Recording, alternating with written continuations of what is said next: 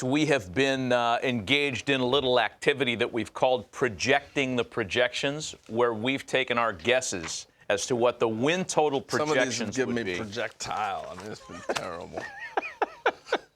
The actual projections that we've been anticipating, and that's why we had our own little exercise, come from the Baseball Prospectus folks, and they do their PECOTA win projections every year. And if you're unfamiliar, PECOTA stands for, and I have to read this, Player Empirical Comparison and Optimization Test Algorithm.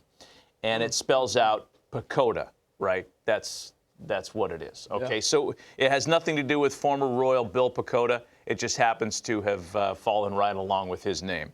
Let's get you right into the actual baseball prospectus projections. And in the East, note how crazy accurate Baseball Reference was for the Yankees, the Blue Jays, and the Rays.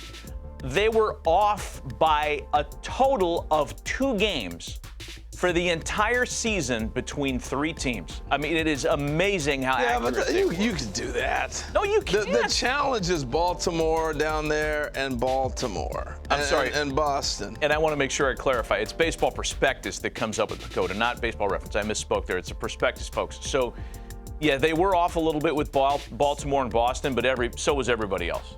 Yeah, that's what I'm saying. But when you nail the win total, you nail the record for the Red Sox. They said 99. I don't want to give them any credit, but I have to. I get it. They nailed the Blue Jays on the number, basically. And the Yankees and the Rays. It was really very accurate. So let's move through the American League, and we'll give you a minute to drink all these in because it's a lot of numbers. Off on the White Sox by 11 games. Off on the Twins by an even broader margin. Off on Cleveland by a lot. They did get the bottom of the division. So we're off them on this one. But they got Kansas City and Detroit, right? Yeah.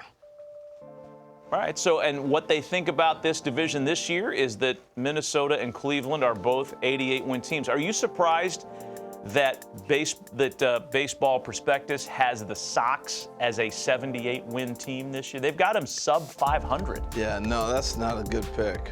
That's a shocker. I don't think they're factoring in. The managerial change is big.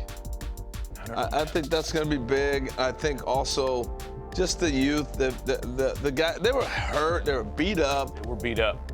For sure. I think that's a really good club. They got good, solid pitching coming back. There's questions around the bullpen now without Liam Hendricks being available and others. That might be a decent number. Let's move on and get If they end up that number, there's going to be some disappointed folks in Chicago. Well, I know you like to point out when they miss. And how about the miss on the Astros? I mean, they had the Astros as a 91-win team last year, and they were off by 15 victories. Off on the Angels by quite a bit.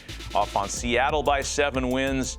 And again, they were a little better with the bottom of the division in the West. Yeah. The West was tricky, though. I think it's going to be tricky again this year. I've talked about Texas. I really believe they're going to be better than most people think. Well, again, the PECOTA projection on the Rangers is just a 78-win season, so they've got them under 500 this year, and they've got the Angels making some pretty big improvements, and Seattle taking a little step back. Those are the PECOTA projections, courtesy of Baseball Prospectus, if I can get all that out. I don't know. I sign off on the math that these guys do, and we always try to kind of find a flaw in their methodology. I remember a couple years ago, I couldn't believe that they had the Brewers rated as highly as they did, and they ended up hitting that projection. So I've learned enough over the years to kind of sign off on these guys and not poo-poo their numbers. It's a tough science. It really is. Because you're really dealing with the unknown. I mean, big time. Like the Angels. I've sat here for 10 years now thinking the Angels are going to be better than they were. I'm at that point. I'm like, I hope they are. They're close with Matt Moore, according to some reports out there too. Another left-hander that they're going to sign, but they're not done yet. I take them over the top.